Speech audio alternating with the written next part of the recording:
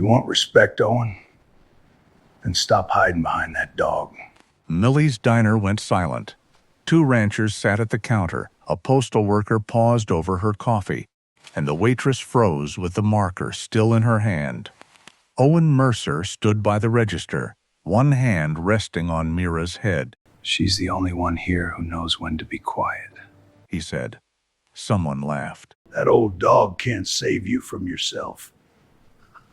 Then the weather radio behind the counter crackled with the first warning of a storm moving faster than expected.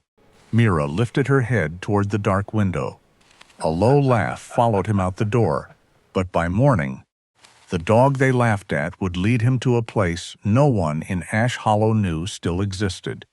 Near the end of November, when the first hard storm rolled over the mountains of northern Idaho, Owen Mercer drove up Heartwarming Pass with no real plan except to stay away from town until the evening was over. He told himself he only needed air. That was easier than admitting he could not bear one more handshake, one more hero, one more careful smile from someone who meant well, but still made him feel like a story instead of a man. Snow tapped lightly against the windshield at first, soft and harmless, but within minutes it thickened into a white curtain, swallowing the road a few yards at a time. Beside him, Mira sat rigid in the passenger seat. She had been quiet all afternoon, but now her ears lifted toward the dark wall of pines ahead. The radio cracked with static. No weather update, no music. Just a thin electric hiss. Owen glanced at her and tried to smile. "We'll turn around at the lake." "Girl, just needed some air." Mira did not look at him. Her body went still. Ahead, a fallen tree leaned off the shoulder, opening a narrow gap in the brush Owen did not remember seeing before. Mira pressed one paw against the door and gave a low whine. Owen slowed the truck. "What is it?" he asked. She stared into the trees as if something inside the storm had called her by name. Before the storm found him on Heartwarming Pass, Owen Mercer lived at the far edge of Ash Hollow, Idaho, in a rented house behind the old sawmill where the road turned from pavement to gravel and the town lights thinned into dark. The house was small, with a sagging porch, a tin mailbox that leaned in the wind, and a woodshop out back that smelled of cedar dust, machine oil, and coffee gone cold. Owen made things with his hands, because hands needed work when the mind refused to rest. Rocking chairs, bookshelves, kitchen tables, toolboxes with dovetail corners so clean old men in town would run their thumbs along them and nod. The work did not make him rich, but wood was honest. If a joint did not fit, it told you.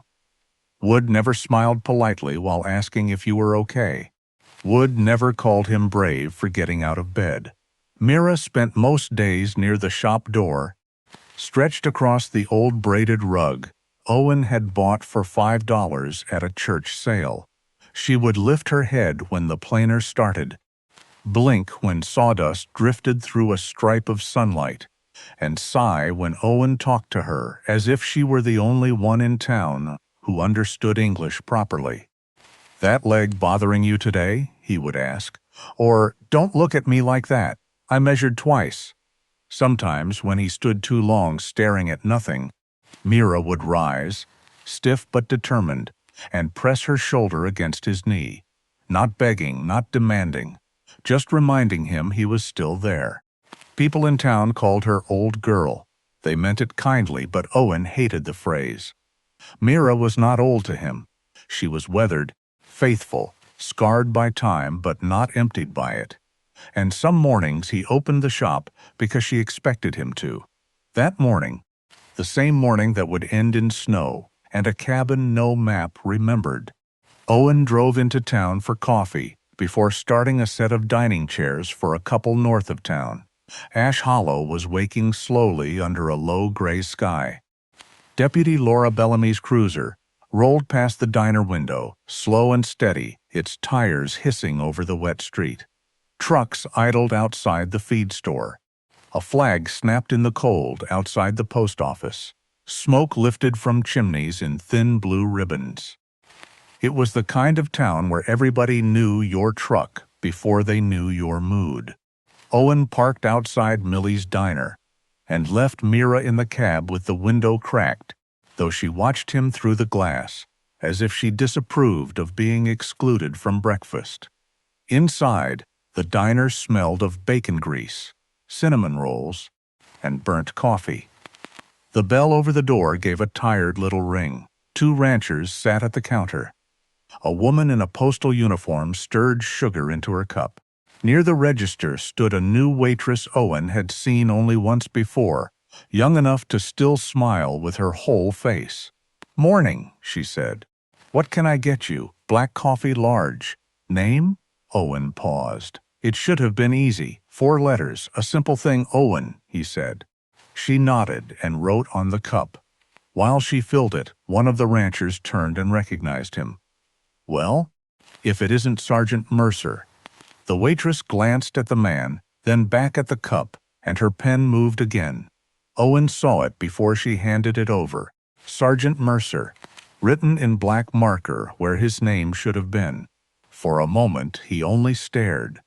The letters blurred slightly in the steam rising from the lid. He could have let it pass. He usually did. Letting things pass was one of the few skills civilian life had taught him. Instead, he said quietly, "Just Owen is fine." The waitress' cheeks colored. "Oh, I'm sorry. I didn't mean." "You're all right," Owen said, because almost everyone was. That was the hard part. At the end of the counter, the older rancher gave a warm chuckle and reached over to pat Owen's shoulder. "Once a soldier, always a soldier, right?" Then the man near the window said the words Owen would still hear hours later on the mountain. "You want respect, Owen? Then stop hiding behind that dog." The diner went still. Owen's hand tightened around the cup. "She's the only one here who knows when to be quiet," he said. The man shrugged. "That old dog can't save you from yourself." Owen gave him the smile he kept folded away for moments like that. Small, polite, harmless. The kind of smile that asked nothing from anyone. He paid, stepped back into the cold, and climbed into the truck. Mira leaned over to sniff the cup, then looked at him. Owen set it in the holder and watched the words Sergeant Mercer soften as condensation gathered beneath his thumb. He did not hate the uniform. He did not hate the years behind him. He did not hate the people who remembered. What hurt was simpler, quieter.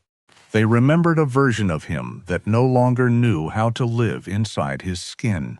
Owen rubbed at the black marker until it smeared. Then he whispered, not to Mira exactly, and not to himself alone, not today. The day began before daylight, the way the hard days usually did. Owen opened his eyes at 4:17 a.m. and knew before he saw the date on his phone what kind of morning it was. The room was dark except for the pale square of the window, where the sky beyond Ash Hollow still held the color of cold metal. The house was quiet, too quiet maybe. The old wall heater clicked once, then settled back into its low hum. From the rug beside the bed, Mira lifted her head and looked at him without moving, her ears soft, her face barely visible in the dimness. Owen lay still for a moment with one hand on his chest, feeling the weight there. Not pain exactly, not fear. More like someone had placed a stone inside him while he slept and expected him to carry it politely through the day. 6 years. That was all the calendar said, if a calendar could speak. 6 years since he had folded his uniforms into a duffel bag. 6 years since he had signed the last papers, shaken the last official hand, and stepped into a life everyone kept calling freedom. He remembered walking out that day under a bright blue sky, thinking the air should have felt different, lighter, wider.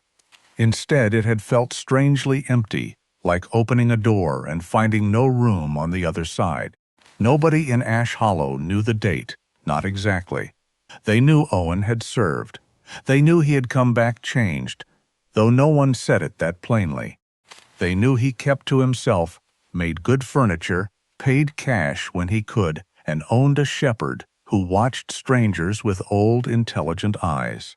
But they did not know that every year on this morning, his body woke before the sun, as if reporting for something no longer there. His phone buzzed on the crate he used as a nightstand. Owen let it buzz twice before reaching for it. 3 messages waited on the screen. The first was from the local Veterans Association, automated and cheerful, reminding members about that evening's gathering at the hall. Coffee, fellowship, community. The second was from Harlan's Hardware, offering 20% off winter tools through Sunday. The third was from his older sister, Nora Whitcomb. Thinking of you today. Call me when you can. Owen stared at that one longer than the others. Nora lived in Spokane now, in a clean house with a husband who taught high school history and a garden she posted pictures of every spring. She loved him. Owen knew that. She had loved him badly at times, carefully at others, but never falsely. That almost made it harder. He could hear the call before making it. Nora's voice would soften too much. She would ask if he was sleeping, if he was eating, if he needed anything, if he was okay. Always that last one, placed gently between them like a glass ornament neither of them knew how to hold. Owen sat up and rubbed both hands over his face. Yes, he paid rent. Yes, the truck still ran. Yes, Mira had what she needed. And no, sometimes his life felt like a room after an estate sale. Swept clean, perfectly quiet, nothing broken, nothing left. He typed, "I'll call later," then deleted it. He locked the phone and set it face down. Mira rose slowly, her stiff leg dragging for the first step before she found her rhythm. She came to him and pressed her head against his knee. Owen rested his hand between her ears. "You remember too, huh?" he whispered. The dog closed her eyes. That morning, Mira followed him everywhere. The kitchen, the back door, the shop floor. Usually she chose her rug near the door and watched the day from there, queen of sawdust and silence. But today she stayed close enough that Owen nearly tripped over her twice. He did not scold her. He was grateful for the inconvenience. By noon, the sky had lowered over town, heavy and gray. Weather was moving in from the north, though no one seemed worried yet. Owen cleaned the shop, stacked the chair parts, and stood for a long time, looking at nothing in particular. At 3, he put on his coat. Mira was already by the door before he picked up the keys. "I didn't say you were coming," he told her. Her tail moved once, slow and certain. Owen almost smiled. He drove into town for gas and a thermos refill. At the general store, old Mr. Haskell asked if he had business up north. Owen heard himself say he had a wood order to deliver near Granite Mercy Lake. It came out easily, the way lonely lies often do. Haskell nodded and told him to watch the roads. Owen thanked him and left, but there was no order, no customer waiting beside the lake, no table wrapped in blankets in the truck bed. There was only Owen, Mira, a thermos of black coffee, and a road climbing toward the mountains. He told himself he wanted quiet, but as Ash Hollow disappeared in the rearview mirror, the truth sat beside him as plainly as the dog in the passenger seat. He wanted to get far enough away that no one would ask if he was okay, because he was afraid that one day, if someone asked at the wrong moment, he might finally tell the truth. The road to Granite Mercy Lake rose slowly at first, winding past the last scattered homes north of Ash Hollow, then climbing into the darker country where the pines grew close and the mailboxes disappeared. Owen drove with one hand on the wheel and the other wrapped around the coffee he had not really wanted. The thermos sat unopened in the console. The sky had lowered until it seemed to rest on the treetops, heavy and colorless, pressing the whole mountain into silence. At first, the snow was gentle. A few white flecks crossed the windshield and vanished under the wipers. Nothing serious. Nothing a man from Idaho could not drive through if he kept his speed down and his attention sharp. The radio crackled beside him. Owen turned the knob, searching for a clear station. For a moment, a woman's voice came through, thin and broken by static. Storm system moving faster than expected. Higher elevations. Then the signal dissolved into a dry hiss. Owen stared at the road ahead. "That helpful, huh?" he muttered. Mira did not react. She sat in the passenger seat with her body angled toward the window, nose lifted, ears pricked so high they looked almost painful. Her breath clouded the glass in small silver patches. Owen glanced at her once, then again. "You hear something?" Mira's eyes did not move from the tree line. That was when Owen felt the first small unease slide into the truck with them. Not fear, not yet. Just the sense that the day had shifted its weight. The road curved around a shelf of dark stone, the kind locals used as a landmark because it jutted from the slope, like the shoulder of some buried giant. Owen knew the place. He had passed it many times on his way to the lake. In summer, wild grass grew around its base. In fall, yellow leaves collected in the ditch beside it. Today, it was half buried in snow, one black edge showing through like an old scar. As the truck rolled past, Mira made a sound so low Owen almost missed it. A tight whine caught deep in her chest. He eased off the gas. "Mira?" She leaned closer to the glass, her nose touching the cold window. Her whole body had gone rigid. Owen followed her stare and saw only trees pressing together beyond the shoulder. Their branches bowed under fresh snow. "You smell something?" he asked. Mira did not look at him. She lifted one paw and set it lightly against the door. Owen's mouth tightened. This was not the first time.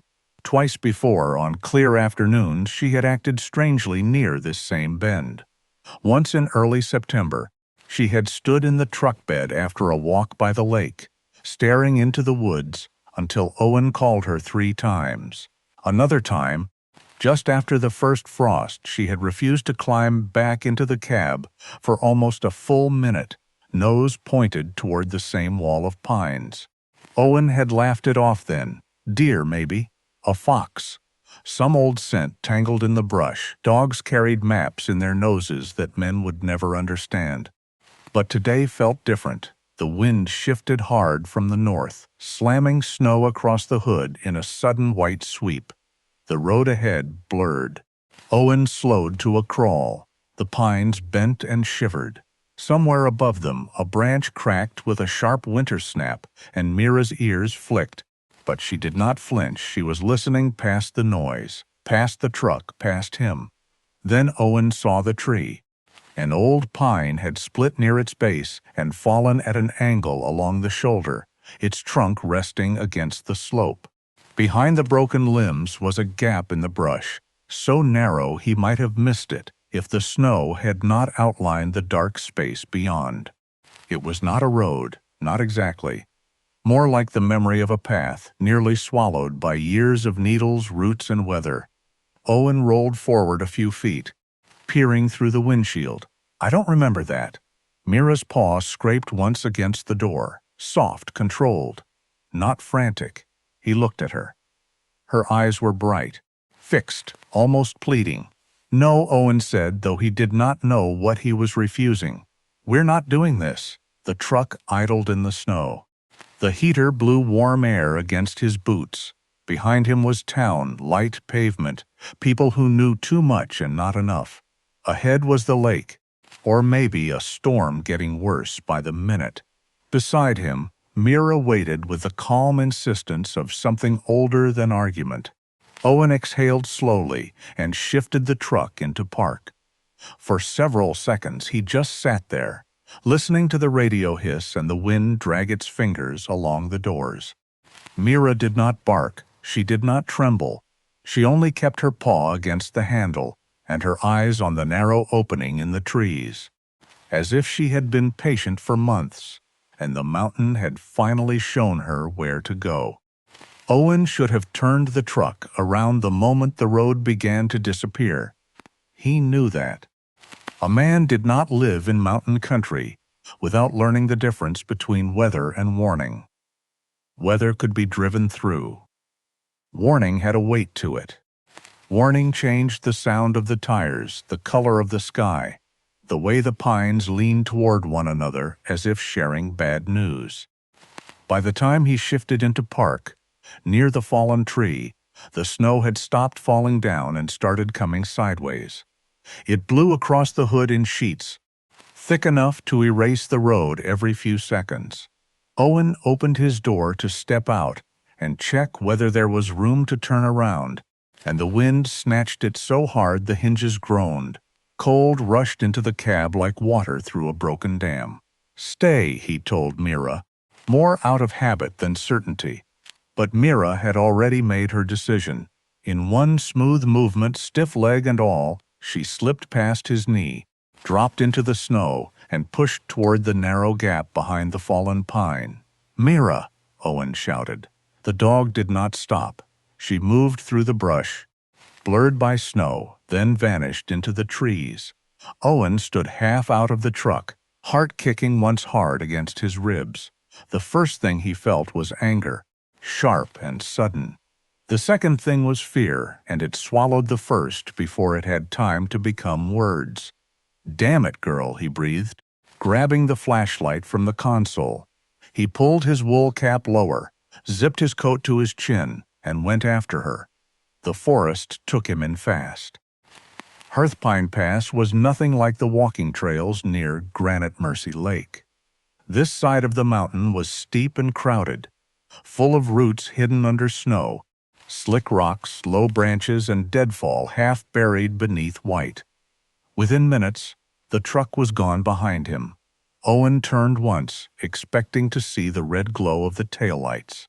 There was nothing, only trees, only snow, only the beam of his flashlight shaking over bark and branches. "Mira!" His voice came back to him thin and useless. Then she appeared ahead, standing between two pines, ears forward, breath rising in pale clouds. She waited until the light caught her eyes, then turned and moved on. Not far, never too far, just enough to make him follow. Owen stumbled after her, boots sinking deep, one knee striking a buried stone hard enough to send pain up his thigh. He gritted his teeth and kept moving. The flashlight swept across tree trunks black with moisture, across ferns flattened by snow, across the strange white emptiness where the ground should have made sense. Mira appeared and disappeared in the storm like a faithful ghost. Sometimes he saw only the lift of her tail, sometimes only the flash of her shoulder. Once, for several terrifying seconds, he saw nothing at all, and the old panic rose in him, the kind that did not belong to this mountain or this year. Then a low whine came from somewhere ahead, steady, patient, calling him back to the present. He followed that sound. His breath broke out in rough white bursts. His fingers numbed around the flashlight. Snow gathered on his eyelashes, melted, and stung his eyes. The wind cried through the pines. Owen wanted to turn back. More than once.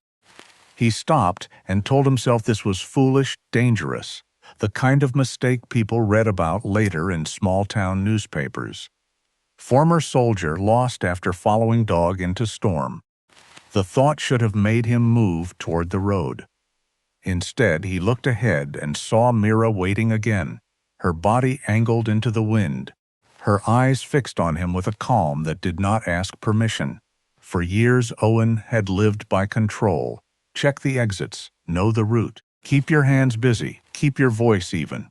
Do not need too much, do not ask too late. Even with Mira, he had believed he was the one keeping them both alive. He bought the food. He gave the medicine. He lifted her into the truck when her leg hurt. He watched the ice so she would not slip. But now the road was gone. The truck was gone. The map in his head was useless. And the only certain thing in the world was the dog ahead of him. The realization settled over him, heavier than the snow. He was not leading anymore. He was being led. Owen swallowed, wiped snow from his face with the back of one glove. and took another step, then another. For the first time in longer than he could remember, he stopped trying to command the way through the dark. He lowered his head against the wind, fixed his eyes on Mira, and followed. By the time Mira stopped, Owen had lost all sense of distance. The storm had stripped the mountain of scale. 10 minutes could have been 40. 100 yards could have been a mile. His thighs burned. His knee throbbed where it had struck the buried stone, and each breath felt thinner than the last, as if the cold were quietly taking inventory of what he had left. Mira stood at the base of a low shelf of granite, snow gathering along her back and shoulders until she looked almost carved from the storm itself. She glanced over at him once, not impatiently, not triumphantly, just long enough to make sure he was still there. Then she turned and slipped through a narrow opening between two old pines, whose trunks leaned toward each other like a gate half closed by time. Owen followed, pushing past a branch that scraped his coat, and the world changed. The wind did not vanish, but it softened. The trees opened into a small hollow cupped between rock and timber, sheltered in a way that felt deliberate, almost guarded. And there, sitting in the middle of that hidden pocket of mountain, was the cabin. For a moment he simply stared, too tired to think, and too startled not to. It was not the kind of structure a man stumbled upon by accident and immediately understood. One half was an old wagon body, its curved roof bowed with age, its iron wheels sunk deep into frozen earth. The rest had been built by hand from rough pine boards, gray with weather but still standing. A squat stone chimney rose above it, dark against the white sky. Snow had drifted around the base of the walls, but not against the door, as if the hollow itself had been protecting the entrance.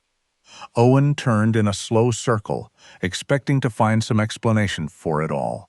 A trail, a marker, a recent boot print, a stack of chopped wood, anything. There was nothing. No fresh signs of life, no voices, no smoke.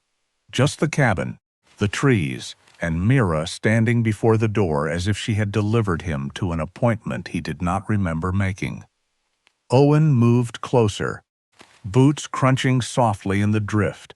The wood of the door was dark with age, its grain lifted in places where weather had worried at it for years. Beneath a thin crust of ice, he saw letters cut into the panel by hand. He brushed them clear with his glove and read them once. Then again, feeling something inside him tighten with each word. Mercy is not weakness. He stood there longer than he meant to. The sentence annoyed him in the way certain truths do when they arrive years too late. There had been nights, especially in the first year after he came home, when words like that might have reached him. But people had said cleaner things. Be proud, be grateful, be strong. He had worn those words like borrowed jackets that never fit across the shoulders. Mercy is not weakness. Owen swallowed against the sudden roughness in his throat. Well, he muttered to no one, that's one way to say hello. Mira stepped forward and pressed her shoulder against the door. It opened with a long, dry groan, not dramatic, just old, like a hinge remembering itself. A breath of air came out, colder than a lived-in room but stiller than the storm, carrying the scent of old wood, ashes, dust, and the faint mineral smell of stone. Owen shone his flashlight inside. The room beyond was dark and spare. A small iron stove in one corner, a narrow table, a single chair with one rung repaired by hand. Shelves built straight into the wall. Nothing luxurious, nothing ruined either. It did not look abandoned so much as paused. Owen crossed the threshold with snow melting down the back of his neck, and the feeling that came over him was stranger than relief. Instead, he had the uneasy, unmistakable sense that he had not found this place at all, as if the cabin had been waiting in its pocket of silence for years, and tonight, through storm and pine and Mira's sure-footed instinct, it had reached out and found him. Inside the wagon cabin, the storm became a different thing. Outside, it had teeth. It clawed through the pines, shoved against the walls, and hissed along the roof in long white sheets. But inside, behind old boards and patient stone, it softened into a distant pressure, something heard more than felt. Owen stood just past the doorway, breathing hard, his flashlight moving slowly across the room. The place was smaller than it had looked from outside, but not cramped. Every object seemed to have been placed with care, not decoration, not comfort exactly, but purpose. A cast-iron stove sat in the corner, dull black and squat, its pipe disappearing into the stone chimney. Beside it was a small stack of split wood wrapped in oilcloth, old but not ruined, the folds stiff from cold and dust. Owen touched the bundle and found the kindling dry enough to catch. That alone made him pause. Someone had thought ahead. Someone had known a stranger might need fire more than beauty. Near the table was a chair with one broken leg repaired so skillfully, Owen almost smiled despite himself. The patch was not pretty, but it was honest. A clean brace, hand-cut, fitted tight, sanded smooth along the edge where a person's boot might rest. Owen knew repair work. He knew the difference between a thing fixed to last and a thing fixed only to look whole. This chair had been mended by someone who respected what was damaged. Along the wall, pinned beneath two rusted nails, hung a yellowed map of Idaho. Faint pencil lines ran across it, reaching toward scattered names Owen did not recognize. Cabins, ranches, homesteads. He leaned closer. The lines did not lead to towns. They led to people. Or at least they once had. Mira moved past him without sniffing the shelves or circling the room the way she usually did in unfamiliar places. She went straight to the shadow beneath the table. Owen lowered the flashlight and saw it then. A tin box, dark green under dust, and beside it an old leather collar curled into itself like a sleeping snake. Mira lowered her head to the collar. She smelled it for a long time. So long Owen felt the hairs rise along the back of his neck. The collar's buckle had gone dull. The leather was cracked. A small brass plate held a name, almost hidden beneath grime. Owen wiped it with his thumb. Juno? Mira exhaled through her nose, then lay down beside the tin box, her body tired but certain. Owen tried to laugh, but it came out too quietly to be convincing. "You know something I don't, girl?" Mira blinked at him once. The cabin answered with a soft creak from the roof. Owen crouched and pulled the box from under the table. The latch resisted at first, then gave with a small metallic sigh. He braced himself for the foolish things men imagine when they open old boxes in forgotten rooms. Money, jewelry, some secret valuable enough to explain all the waiting. There was none of that. No gold, no dramatic treasure wrapped in cloth, only papers. Bundles of letters tied with string. Receipts gone soft at the edges, small notes written in different hands. A few photographs curled with age. Owen lifted one carefully. The image was faded almost to gray, but he could make out a man standing in snow beside a light-coated German shepherd. The man wore a wool coat and a brimmed hat pulled low. One hand rested on the dog's neck with the ease of long trust. Owen turned the photograph over. On the back, in careful blue ink, someone had written, "Thomas Rourke and Juno, Winter, 1952. Owen read the words twice. Thomas Rourke meant nothing to him. Juno meant nothing to him. And yet the room felt less empty after he knew their names. He set the photo on the table and opened the leather-bound notebook beneath the letters. The first pages were swollen from old damp, the ink feathered into blue shadows. Some words were lost. Others appeared in fragments. Snowline North Road fixed Mrs. Bell's hinge. Juno restless tonight. Owen frowned, turning pages slowly, unwilling to tear them. This was not a diary meant for history. It was a record of weather, work, errands, small kindnesses. The kind of life no one puts on a plaque. As he shifted the flashlight, the beam slipped under the table and caught marks cut into the underside of the wood. At first, he thought they were scratches.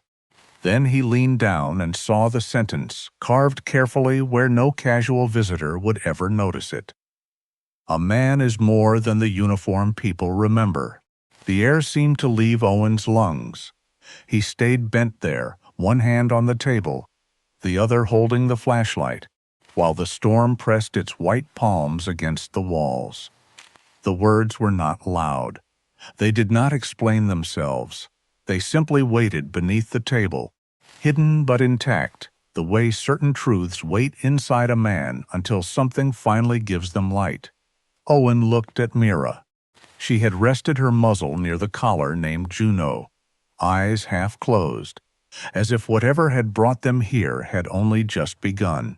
Owen got the stove going with the kind of care a cold man gives to fire. He worked slowly, partly because his fingers were stiff, and partly because the cabin seemed to ask for quiet. The oilcloth had kept enough damp away for the kindling to catch, and after a few stubborn sparks, a thin orange flame took hold beneath the black iron belly of the stove. It trembled at first, unsure of itself, then grew stronger, licking at the wood with soft, hungry sounds. Warmth did not fill the room all at once. It arrived the way trust did, inch by inch, touching the floorboards first, then Owen's hands, then the tired muscles along his shoulders. Mira lay close to his boot, her body still shivering now and then, though her eyes stayed fixed on the tin box as if it contained a scent the years had failed to bury. Owen set Thomas Rourke's notebook on the table. Outside, snow slapped against the door in sudden gusts. Inside, the pages made a dry whisper beneath his thumb. The first readable entry was dated February 3, 1952. The handwriting was careful, plain, a workingman's script. Willow Bend felt smaller today than when I left it. Maybe it is the same size, and I am the thing that no longer fits. Owen stopped. He looked around the cabin, at the repaired chair, the old map, the stove breathing heat into the dark. Then he read on. Thomas Rourke had come back to Willow Bend, after years in uniform, with a pale-coated German shepherd named Juno, and 2 duffel bags that apparently held everything people thought made. A man whole, boots, papers, a few medals wrapped in a sock, and letters he had not answered. The town welcomed him loudly at first. Supper at the Grange Hall. Coffee, ham, a banner, handshakes, and a short speech about sacrifice from a mayor who never once looked him directly in the eye. A few entries later, the tone changed. Folks thank me in the street, but step around my quiet like it might stain their shoes. They want the story clean. I do not know how to make it clean for them. Owen's fingers tightened on the page. He could hear Millie's diner in those words. The paper cup, Sergeant Mercer, the old rancher's hand on his shoulder, kindness with a glove over it. Thomas wrote of people speaking about him while he stood close enough to hear, lowering their voices as though pain made a man deaf. He wrote of being called a hero until there was no room left to be tired, and he wrote of Juno sleeping across the door at night, not to keep the world out, but to keep Thomas from disappearing too far into himself. Then came the line that made Owen go still. They thanked me for my service, but no one asked what silence had cost me. The words sat there, black ink on yellowed paper, written long before Owen was born, and yet alive enough to reach across the table and close around his throat. He looked down and realized he was gripping the edge of the notebook hard enough to bend the cover. Mira lifted her head. Owen loosened his hand and breathed out slowly. "Yeah," he said under his breath. "I know." The later pages told a quieter story. Thomas had not built the wagon cabin because he hated people. That surprised Owen most. He had dragged the old wagon body up from a broken freight road and framed the cabin around it because he needed a place where no one had already decided What he was, no banner, no pity, no careful admiration, just wind, wood, work, and Juno's steady breathing by the stove. But solitude had not made Thomas hard. If anything, it had made him more attentive. He repaired a widow's front door after a spring storm and accepted only a jar of peaches in return. He left wrapped bundles of dry kindling beneath a stone shelf for travelers caught in bad weather. He mended the sign of a roadside diner near Willow Bend and wrote that the owner, Mrs. Bell, had paid him with pie and called him Thomas, not soldier, which he considered more than fair. He kept names in the margins. Esther Bell, coffee strong, no questions. Walt Greer brought nails, stayed silent. Mary Dunn said good morning like I was any other man. Owen read that last line twice, any other man. The phrase should have been ordinary. Instead, it felt almost holy. Near the middle of the notebook, one page had been protected better than the rest, tucked between two receipts. The ink remained clear. A person does not need to be worshipped to feel respected. Sometimes he only needs to hear his own name spoken without pity. Owen sat back, the chair creaking beneath him. The stove clicked softly. Mira rested her muzzle on his boot. For years, Owen had thought respect was supposed to feel heavy, like medals, ceremonies, careful questions, hands on shoulders. But Thomas had written it smaller than that. A name, a chair at a table, a silence that did not try to fix you. The lesson did not arrive like thunder. It settled over him slowly, warm as the fire, painful as thawing fingers. The storm worsened after midnight. Owen could feel it before he heard it. A change in pressure that made the old cabin seem to draw a breath and hold it. Snow struck the door in hard bursts. The roof timbers creaked.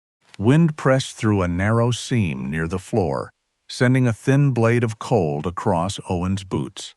The stove still gave off a small, stubborn heat, but the room had begun to chill at the edges.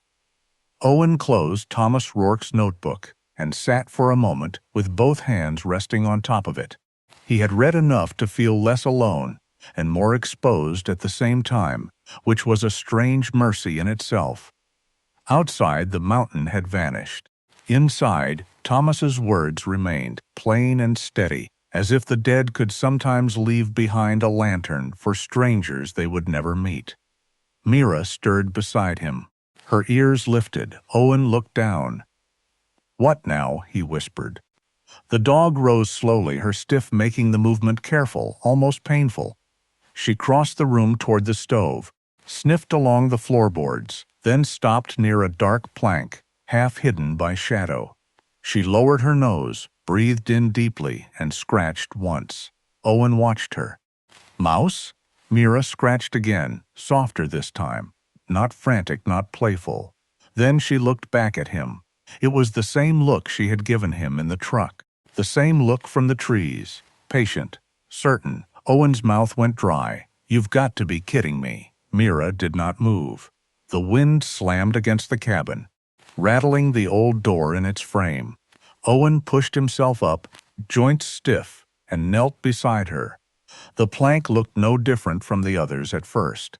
Worn smooth, dark with age, but when he ran his fingers along one edge, he felt a slight lift where the nail had loosened long ago. He pulled his folding knife from his pocket and worked the blade carefully into the seam. The wood resisted, then gave with a quiet pop. Beneath it was a shallow space, lined with dust and old cloth. Owen reached in and felt something wrapped tight in oilcloth. He lifted it out with both hands. The bundle was drier than Owen expected. For a few seconds he only stared at it, feeling the cabin, the storm, Mira, Thomas, the whole strange night gathering around him. He unwrapped the cloth. Inside was a single envelope, yellowed but intact. Across the front, in Thomas Rourke's careful handwriting, were the words, "To whoever finds this place when the world has become too heavy." Owen sat back on his heels. The fire clicked softly behind him. Mira lowered herself beside him, close enough that her shoulder touched his leg. He opened the envelope as gently as if it might bruise. The letter inside had been folded twice. The paper trembled slightly in his hands, though he could not tell if it was from cold or from him. If you are reading this, then the weather has likely brought you here, or grief has, or some road you did not mean to take. Either way, sit down. Warm your hands if there is wood left. No one earns shelter, they only need it. Owen stopped there. No one earns shelter. He read the sentence again. His throat tightened. The letter continued. I spent years believing I had to be useful to deserve a place among people. When I came home, some made me into a hero, and some made me into a warning. Few made room for me as a man. I do not blame them all. Most were only afraid of saying the wrong thing, but fear can make even kindness miss its mark. Owen thought of Nora's voice, careful and soft. He thought of the waitress at Millie's diner, cheeks flushed with apology. He thought of the rancher's hand on his shoulder, heavy with warmth and misunderstanding. He had blamed them, and then blamed himself for blaming them. Thomas's words gave him a third place to stand, a quieter one. Then came the line that made Owen forget the cold entirely. Do not turn a hurting man into a monument. Monuments cannot sit at a table. Monuments cannot ask for help. Monuments cannot be held. Owen lowered the letter. The room blurred, not all at once, but slowly, as if the years he had swallowed had finally begun to thaw. He remembered the paper cup marked Sergeant Mercer. He remembered all the handshakes he had accepted while feeling miles away from his own skin. He remembered how he had made himself easy for people. Polite, quiet, grateful, unreachable. A closed house with clean windows. Mira placed her muzzle on his knee. The simple weight of it undid him more than any speech could have. Owen bent his head. One tear fell onto the edge of the letter, darkening the paper near his thumb. He did not sob. He did not break open in some dramatic way. He simply stopped holding himself so tightly. After a long moment, he lifted the page again.